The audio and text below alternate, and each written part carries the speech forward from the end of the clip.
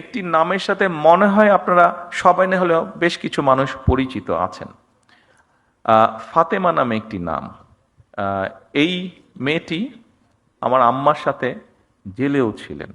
যেহেতু আম্মা অসুস্থ ছিলেন, ও অনেক বছর ধরে আছে, আমাদের পরিবারের একজন সদস্য হয়ে গিয়েছে সে।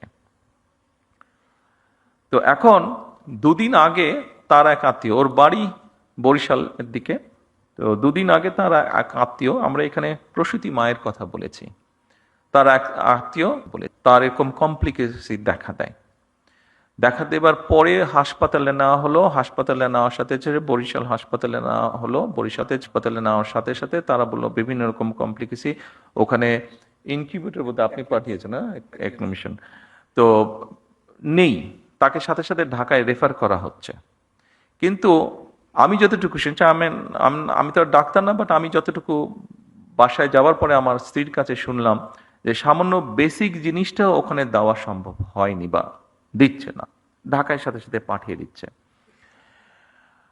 কিন্তু ফাতেমা স্বাভাবিকভাবে আমার ওয়াইফকে বলেছে, উনিও দু একজনের সাথে কথা বলেছেন, সেই জন্য ফাতেমা সেই আত্মীয় খুব স্বাভাবিকভাবে বেটার চিকিৎসা পেয়ে গিয়েছে।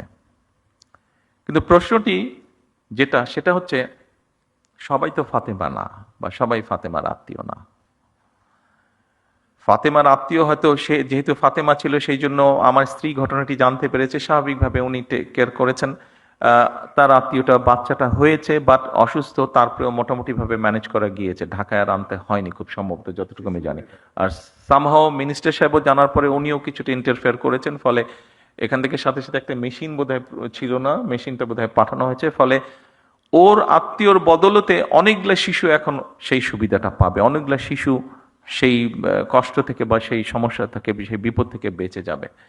কিন্তু যেই কথাটা আমি বলতে চাইছি, ওখানে যারা দায়িত্বরত ছিলেন তারা যদি আরো একটু যত্নশীল হতেন, তারা যদি আরো একটু কেয়ারফুল হতেন, তাহলে হয়তো অনেকগুলো সমস্যাকে এড়ানো যেত, সব না হলে অনেকগুলো সমস্যাকে এড়ানো যেত।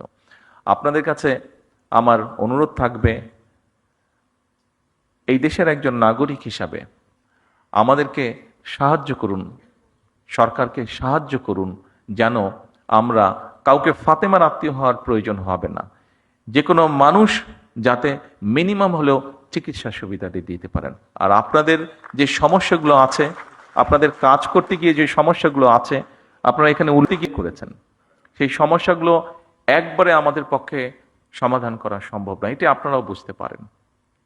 তবে প্রথম যেই সমস্যাটির আপনারা কথা বলেছেন, নিরাপত্তা আপনাদের একটি বিষয়, যেটাতে প্রথমেই আপনারা হাততালি দিয়েছেন, আমি জিজ্ঞেস করলাম যে ওটাতে আপনারা হাততালি দেন, খুব সম্ভবত 3 নম্বর পয়েন্ট ছিল বোধহয় ওটা। এই 3 নম্বর পয়েন্টটি, এখানে স্বরাষ্ট্রমন্ত্রী সাহেব আছেন, ওনার সাথে আমি আজ না হয় কালকেই স্বাস্থ্যমন্ত্রীকে নিয়ে, প্রতিমন্ত্রীকে নিয়ে এবং সেক্রেটারি সাহেবকে নিয়ে ইমিডিয়েটলি আমি স্বরাষ্ট্রমন্ত্রী সাহেবের সাথে বিষয়টি আলাপ করব।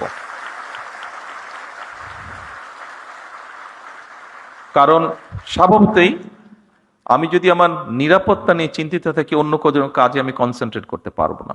সেই জন্য আমরা সরকারের পক্ষ থেকে চেষ্টা করব এই বিষয়টি কিভাবে ইমিডিয়েটলি অ্যাড্রেস করা যায়।